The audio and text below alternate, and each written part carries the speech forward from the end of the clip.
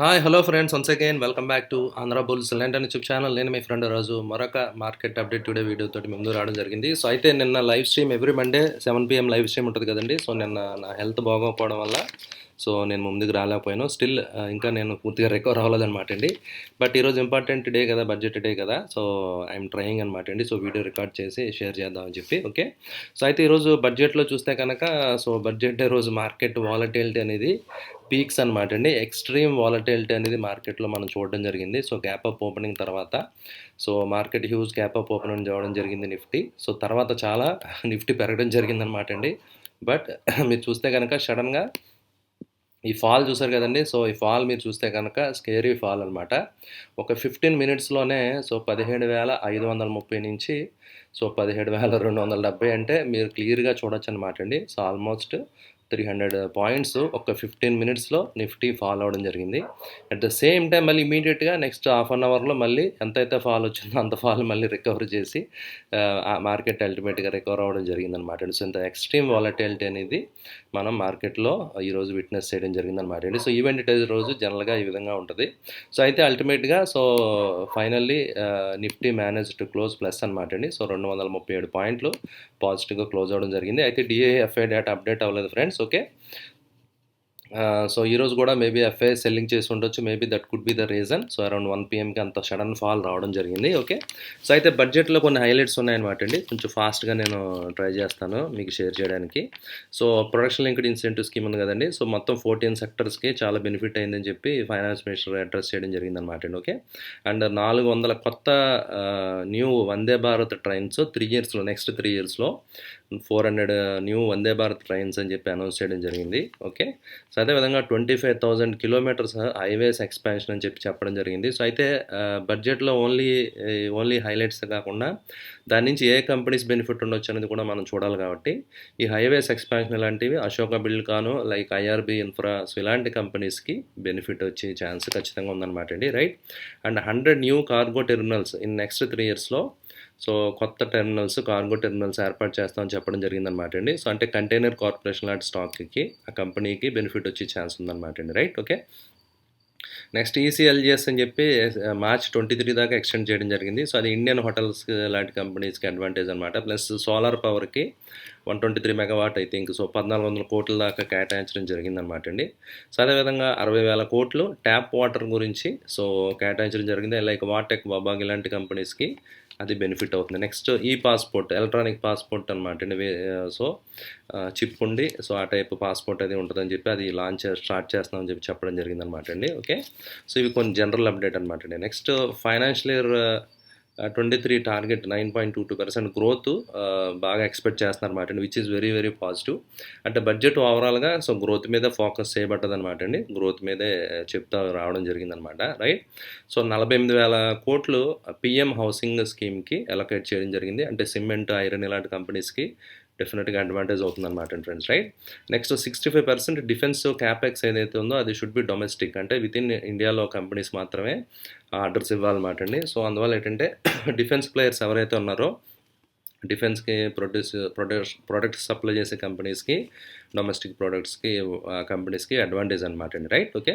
And 19,500 కోట్లు solar power PV module మ్యానుఫ్యాక్చరింగ్కి allot చేయడం జరిగింది. సో ఆ సెక్టర్లో కూడా ఆ కంపెనీస్కి ఖచ్చితంగా బెనిఫిట్ ఉందన్నమాట అండి. Right, so financial 23 capex 7.5 lakh crores కింద టార్గెట్ కింద పెట్టుకోవడం జరిగిందనమాట అండి. ప్రీవియస్గా 5 lakh crores అంటే గవర్నమెంట్ స్పెండింగ్ యొక్క టార్గెట్ అనమాట అండి. రైట్, అండ్ డిజిటల్ కరెన్సీ గురించి కూడా చెప్పడం జరిగింది. సో క్రిప్టో కరెన్సీస్ వీటికి సంబంధించిన కూడా బడ్జెట్లో మనకి అడ్రస్ చేయడం జరిగిందనమాట అండి. So very soon digital currency will be launched by RBI, reserve bank launch చేస్తుంది అనమాట అండి. Okay, and fiscal deficit financial 22 fiscal deficit pegged at 6.9% of GDP. Okay,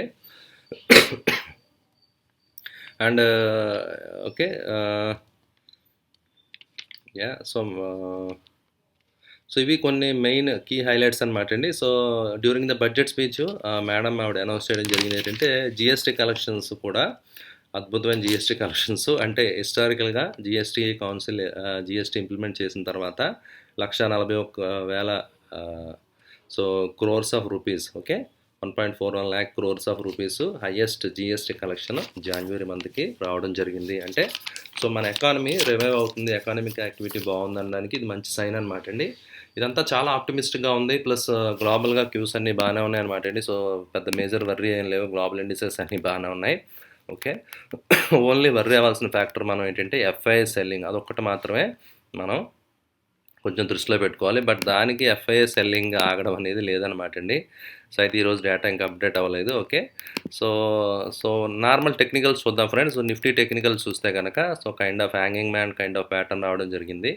so అయితే మీరు ఇక్కడ చూడొచ్చు కదా. సో ఆల్రెడీ నేను ప్రీవియస్గా ఇక్కడ బ్రేక్అవుట్ వచ్చింది, right. Maybe it will test here, right అని చెప్పి నేను ఈ లైన్ డ్రా చేయడం జరిగింది కదా. సో మేబీ ఒకవేళ ఇక్కడ నుంచి రివర్సల్ ఒక రెడ్ క్యాండిల్ వస్తే కనుక మళ్ళీ again it may come down, market may come down అనమాట అండి. ఓకే, సో అయితే ఈ క్యాండిల్ బట్టి చూస్తే కనుక మంచి బయింగ్ ప్రెజర్ ఇక్కడ నుంచి పైకి పుల్ చేయడం జరిగింది కదా. చాలా బయింగ్ ప్రెజర్ ఉన్నట్టుగా, బయింగ్ లో లెవెల్లో క్లియర్గా మనకి అర్థమవుతుంది అనమాట అండి, రైట్. ఓవరాల్గా ఏం జరుగుతుందో చూద్దాం ఫ్రెండ్స్. మరి నెక్స్ట్ మనకి రేపు తర్వాత దాన్ని బట్టి మనకి డైరెక్షన్ అనేది కొంచెం ఐడియా రావడం జరుగుతుంది అనమాట అండి, రైట్. సో మూవింగ్ యావరేజ్ పరంగా తీసుకుంటే కనుక 100 పీరియడ్ మూవింగ్ యావరేజ్ దగ్గర నిఫ్టీ అనేది ట్రేడ్ అవుతుంది అనమాట అండి. సో 100 పీరియడ్ మూవింగ్ యావరేజ్ దగ్గర, రైట్. సో బ్యాంక్ నిఫ్టీ చూద్దాం అనమాట అండి. సో బ్యాంక్ నిఫ్టీ అంటే ఎగ్జాక్ట్ ఒక రెసిస్టెన్స్ పాయింట్ దగ్గర ఉందన్నమాట అండి నిఫ్టీ. సో అది క్రాస్ అయితే మళ్ళీ కొత్త హైస్ కొంచెం ఇంకా ఫర్దర్గా వెళ్ళొచ్చు అనమాట. బట్ రెసిస్టెన్స్ దగ్గర ఉంది కాబట్టి సో మేబీ రిజెక్షన్ అక్కడ కొంచెం సెల్లింగ్ ప్రైస్ వస్తుందేమో చూడాలి. సో ఇది లాంగ్ లెగ్ డోజీ అంటాం అనమాట అండి. So long leg doji, so indecision bank నిఫ్టీలో మళ్ళీ కనిపించింది. Okay, so which is negative అనమాట అండి. సో టెక్నికల్గా ఇండికేటింగ్ రివర్సల్ అంటే మళ్ళీ ఇక్కడ కొంచెం సెల్లింగ్ ప్రెజర్ మళ్ళీ వచ్చే ఛాన్సెస్ కనిపిస్తున్నాయి అనమాట అండి. విత్ ఫోర్స్ మంచి వాల్యూమ్స్ తోటి బయింగ్ వచ్చి ఈ లెవెల్ ఏదైతే ఉందో 39,000 లెవెల్ దాటితేనే సో మనకి ఫర్దర్గా అప్ మూవ్ కంటిన్యూ అయ్యే ఛాన్స్ ఉంటుంది. Okay, so till then level దాటంత వరకు మాత్రం కొంచెం కాషన్గా ఉంటేనే మంచిది అనేది నా ఒపీనియన్ అనమాట అండి, right. Okay, so moving average ఇవన్నీ కూడా మనం ఆల్రెడీ డిస్కస్ చేసాం కదండి. సో ఒకసారి ఆప్షన్ చైన్ కూడా చూసేద్దాం ఫ్రెండ్స్. ఆప్షన్ చైన్ ఎలా ఉంది, మనకి ఏం ఇండికేట్ చేస్తుందో ఒకసారి చూద్దాం. ఆప్షన్ చైన్ చూస్తే కనుక కాల్ సైడ్ చూస్తే కనుక సో హైయెస్ట్ ఓపెన్ ఇంట్రెస్ట్ యాక్చువల్గా 18,000 దగ్గర ఉంది, which is far away. So దాని తర్వాత నియర్ బై మీరు తీసుకుంటే కనుక సో 17,800 అనమాట అండి. 17,800 ఆ స్ట్రైక్ ప్రైస్ దగ్గర కాల్ సెల్లింగ్ చేయబడ్డది అనమాట అండి. కాల్ సెల్లింగ్ రైటర్స్ యాక్టివ్గా ఉన్నట్టుగా అనిపిస్తుంది అనమాట అండి. ఓకే, సో అందువల్ల ఏంటంటే సో 17,800 ఒకవేళ పైకి వెళ్ళినా కూడా అది అక్కడ ఒక రెసిస్టెన్స్ ఖచ్చితంగా ఉందన్నమాట అండి. 17,700 అండ్ 800 లెవెల్స్లో నిఫ్టీకి రెసిస్టెన్స్ క్లియర్గా ఉందన్నమాట అండి friends, right. So at the same time put side చూస్తే కనుక highest open interest 17,200 and 17,300. Okay, ఈ రేంజ్లో ఉందన్నమాట అండి. Okay, right. సో అందువల్ల ఏంటంటే పెద్ద రేంజ్ ఎక్కువ లేదనమాట అండి. So with in the range, ఎందుకంటే both call side put side selling writing జరిగినట్టుగా కనిపిస్తుంది అనమాట క్లియర్గా. సో అందువల్ల ఏంటంటే విత్ ఇన్ ద రేంజ్లోనే ఉండొచ్చు అనమాట అండి. సో అయితే మోస్ట్లీ ఈవెంట్ ముందర ఇంప్లాయిడ్ వాలిటీ ఐవీఎస్ అనేవి ఎక్స్ట్రీమ్ పెరుగుతాయి అనమాట అండి. ఇప్పుడు ఐవీ క్రాష్ అవ్వింది, ఆల్రెడీ ఐవీఎస్ తగ్గిపోవడం జరిగింది. సో ఐవీస్ అన్నీ కూడా ప్రీవియస్గా ఎద్దామని ఐవీస్ అన్ని 50 ఉండి అలాంటిది 27 రావడం జరిగిందనమాట అండి. సో ఎవరైతే స్ట్రాడిల్స్ అవి పొజిషన్స్ తీసుకున్నారో, షార్ట్ పొజిషన్స్ ఎవరైతే తీసుకున్నారో ఆప్షన్స్లో, they might have made very good money అనమాట అండి. సో డెఫినెట్గా సో ఎందుకంటే ఇండియా విక్స్ మీరు చూస్తే కనుక సో 10% దాకా పడడం జరిగింది. సో ప్రీమియమ్స్ అన్నీ కూడా తగ్గిపోతాయి కాబట్టి సో ఆటోమేటిక్గా సో మార్కెట్స్ మీరు చూస్తే కనుక సో మార్కెట్లు అక్కడే ఉన్నాయి కదండి ఫ్రెండ్స్. సో మార్కెట్లు అక్కడే ఉన్నాయి, బట్ విక్స్ తగ్గింది కాబట్టి ప్రీమియమ్స్లో డికే అనేది డెఫినెట్గా సో అది ఎవరైతే సెలర్స్ ఉన్నారో వాళ్ళకి అడ్వాంటేజ్ అనమాట అండి, రైట్. సో అయితే ఈరోజు సెక్టర్ రొటేషన్ కూడా ఒకసారి చూసేద్దాం ఫ్రెండ్స్. ఈరోజు సెక్టర్ రొటేషన్ చూస్తే కనుక ఈరోజు ఏ సెక్టర్ ఎలా పర్ఫామ్ చేస్తుందో ఒకసారి చూద్దాం అనమాట అండి. సో మెటల్ సెక్టర్ అనమాట అండి, లీడర్ 4%, 4.5% దాకా పెరిగింది. అదేవిధంగా ఫార్మా ఇవన్నీ కూడా పెరగడం జరిగింది. సో ఐటీ మొత్తం అన్ని ఇండస్ట్రీస్ కూడా పాజిటివ్గా ఉన్నాయి except auto and banking. So అయితే బ్యాంకింగ్ సంబంధించి ఇలా చాలా న్యూస్లు వస్తాయని చాలా ఎక్స్పెక్టేషన్ ఉంది బడ్జెట్లో. బట్ ఏమీ పెద్ద అంత బడ్జెట్లో మెరుపులు ఏమీ లేవన్నమాట అండి. మెరుపులు అరుపులు అలాంటివి ఏం లేవు. బడ్జెట్ చాలా నార్మల్గా ఉంది. బట్ అయితే ఓవరాల్గా గ్రోత్ ఓరియంటెడ్ బడ్జెట్గానే ఉండడం అనేది మనం ఇక్కడ చూడడం జరిగిందనమాట అండి ఈరోజు. Okay, right. సో అయితే అండర్ పర్ఫామ్ చేసినాయి ఆటో అండ్ పిఎస్యూ బ్యాంక్స్ అనమాట అండి. ఓకే, సో ఇది లీస్ట్ పర్ఫార్మింగ్ సెక్టర్స్ కింద ఈరోజు ఉండడం జరిగిందనమాట ఫ్రెండ్స్, రైట్.